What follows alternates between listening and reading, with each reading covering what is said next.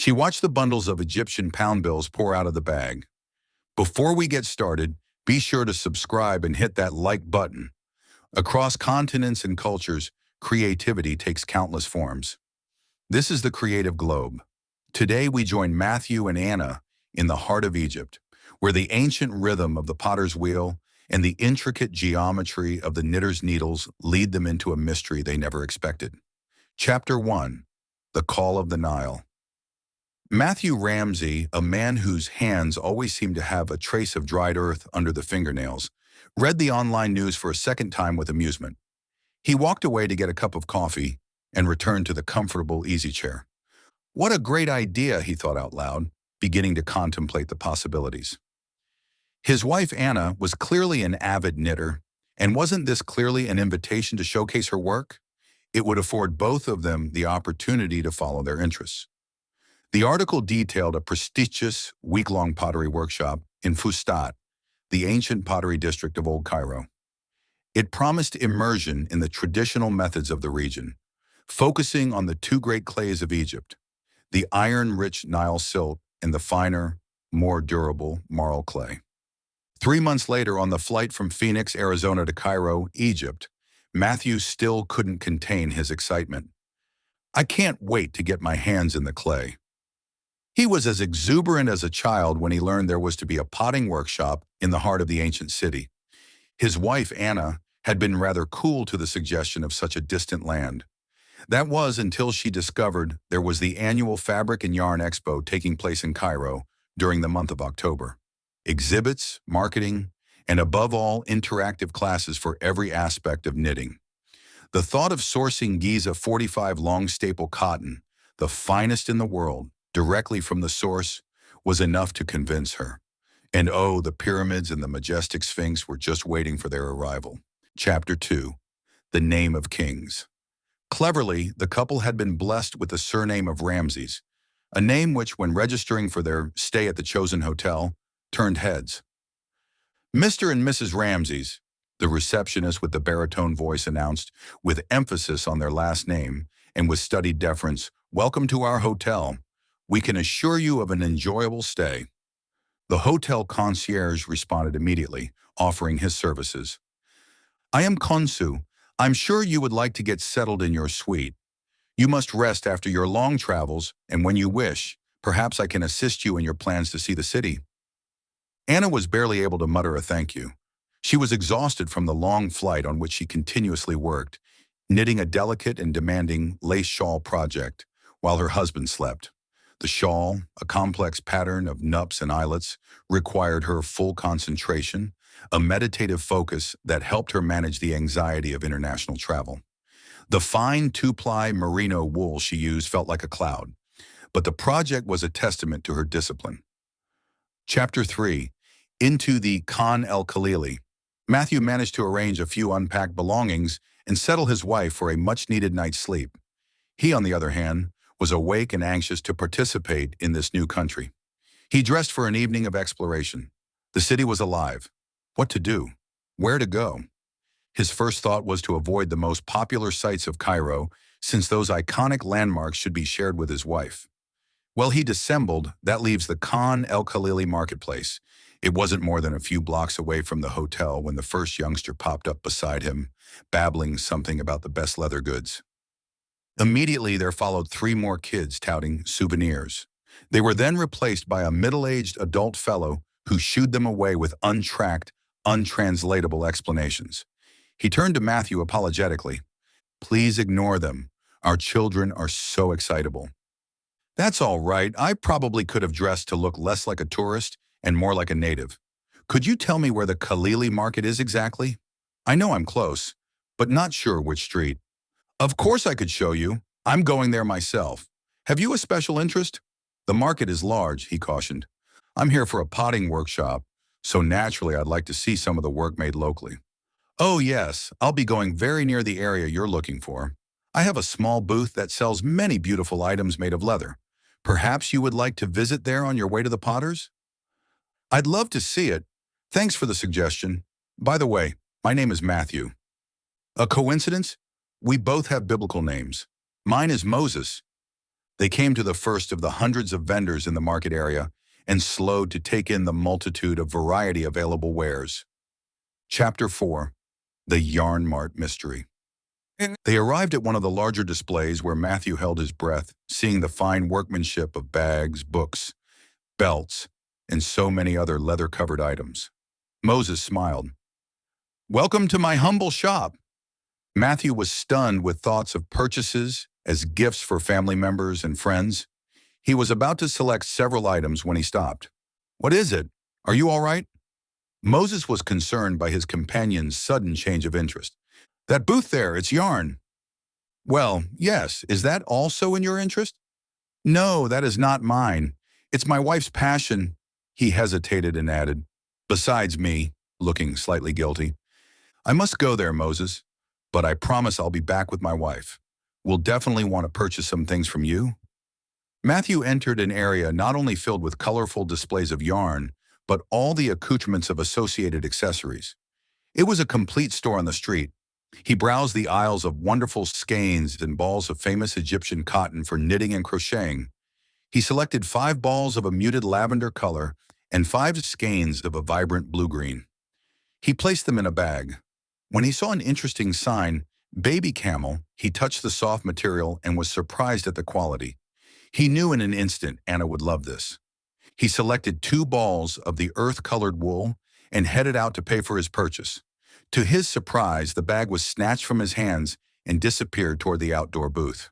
There was a tangle of bodies. Matthew politely waited for several men to pass by before he could continue to the position of the cash register. All were smiles when a convenient transaction was made with the use of a credit card, and a happy Matthew made his way back to the hotel. Chapter 5. Hidden in Plain Sight.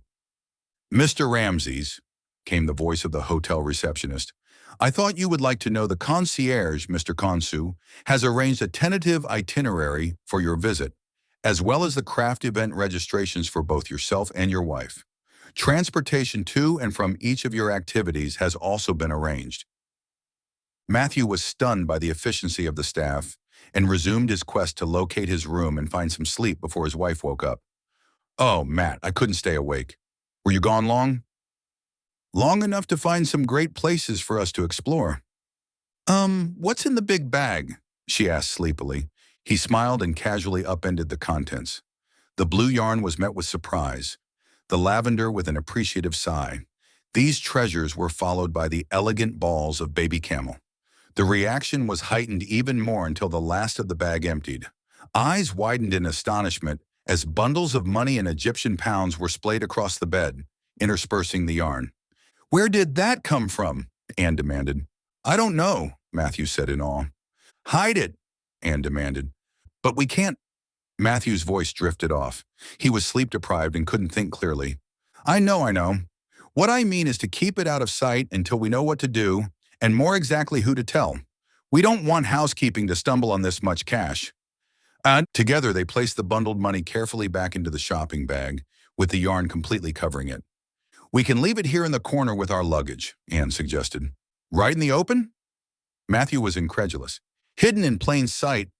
She smiled mischievously and handed him his pajamas. Chapter 6. Shadows of the Sphinx. The following 2 days swept the Ramses into a regimented schedule.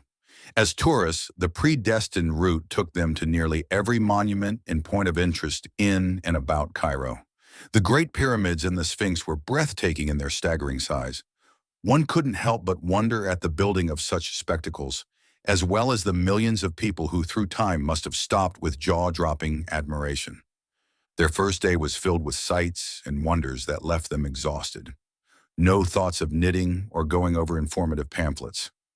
All the Ramsey family could think of at this point was resting up for the next day's experiences. The next day, following a light breakfast, they were guided out to meet their assigned driver.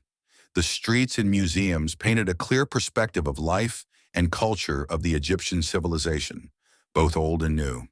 Today, Egypt is more than just an ancient civilization, their driver commented with a heavy accent. It is the hub of the Mediterranean and the pinnacle of Africa. I think he tells that to everybody. Matthew chuckled. Sounded a little rehearsed. They were on their way to a savory lunch and sailing the Nile on a felucca. The day was lovely, and the sailing on the Nile was leisurely. While Matthew was busy taking carefully aimed snapshots of every photographic opportunity, Anna was clever enough to bring along a ball of yarn and knitting needles. She was inspired. "I want to create a pattern that reflects our trip today." "How do you do that?" Matt was interested. "First, I make a swatch. That's a small sample for a bigger project. It gives me an idea of how many stitches it will take to make, say a scarf or a sweater. It also can tell me how much yarn I would need for a project." Anna returned to her industrious swatch, deciding to name it the Nile Curves. The rhythm of the needles, the gentle rocking of the felucca, and the vast ancient river flowing beneath them created a moment of profound, creative peace, a stark contrast to the secret they carried. By the time they disembarked from their afternoon on the water, exhaustion set in.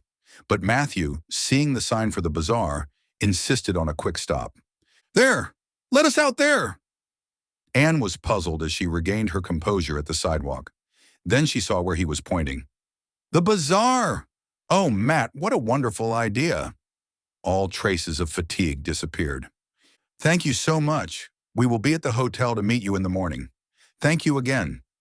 Matthew tried to lead her to the leather booth, but it was the adjacent yarn mart that drew Anne like a magnet. Matthew continued on to say hello to Moses. "I brought my wife, but she's already lost in the yarn store."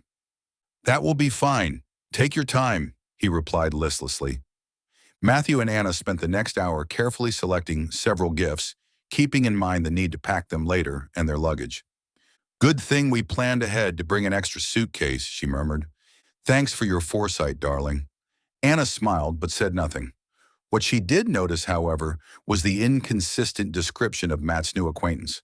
She expected a bit more enthusiasm.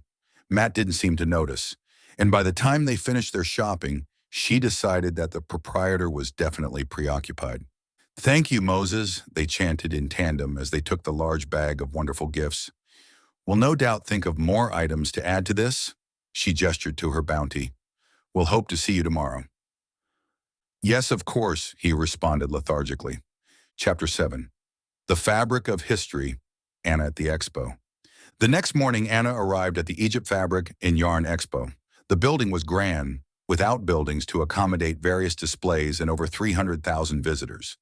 Her spirits were high when she finally located the knitting school department. She wandered through the aisles, running her hand over bolts of the legendary Giza 45 cotton.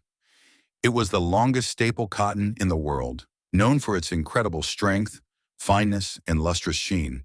It was the fiber of kings, and she was surrounded by it. In a quiet corner, she found a small exhibit on the history of Egyptian textiles. An elderly woman, her hands gnarled but moving with practiced speed, was demonstrating a technique. "Excuse me, what is that stitch? It's so dense." "Ah, you are a knitter. This is not knitting, my dear. This is null binding, or needle binding.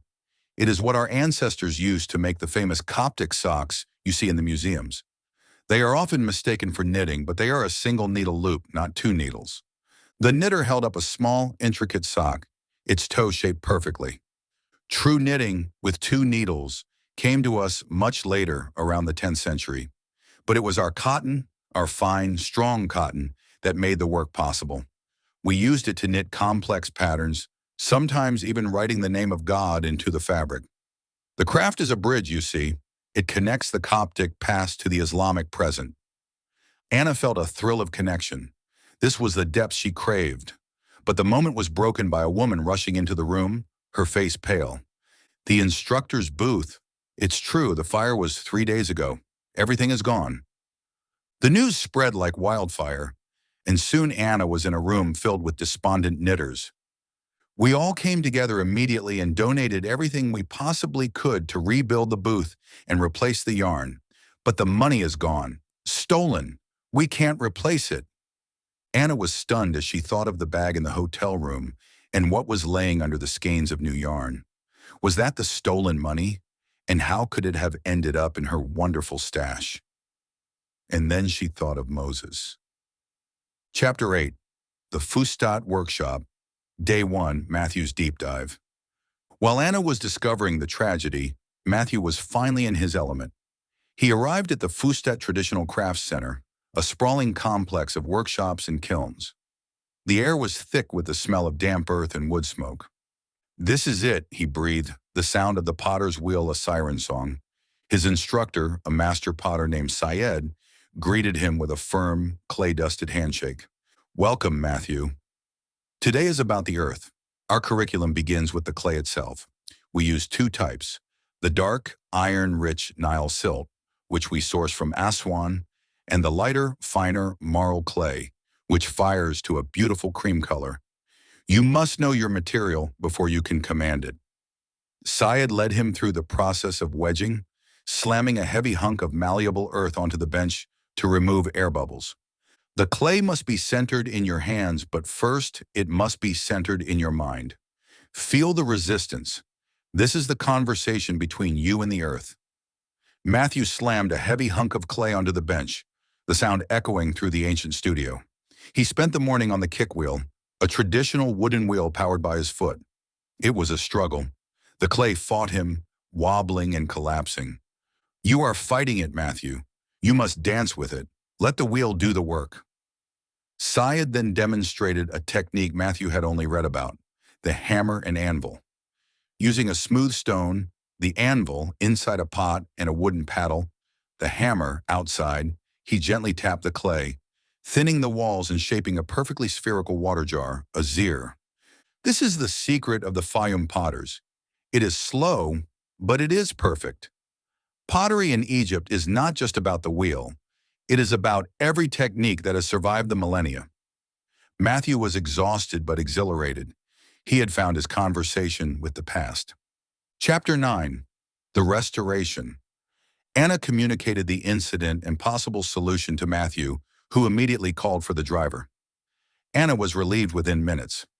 "I have a feeling Moses may know something about this. It must be the reason for his change of attitude when we saw him yesterday." When they stepped out of the car, Anna hesitated, then grabbing her precious knitting bag off the seat, she hugged it to her chest.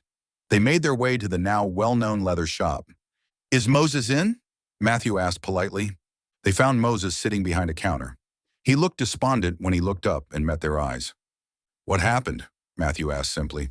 "A terrible thing, not to me, but to one of our people."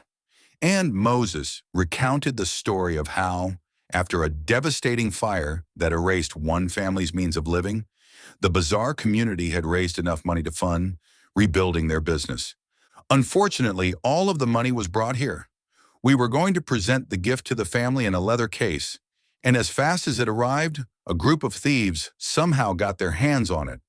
We didn't even know it was missing until a crowd of men left the store. Then it was gone. The money was gone."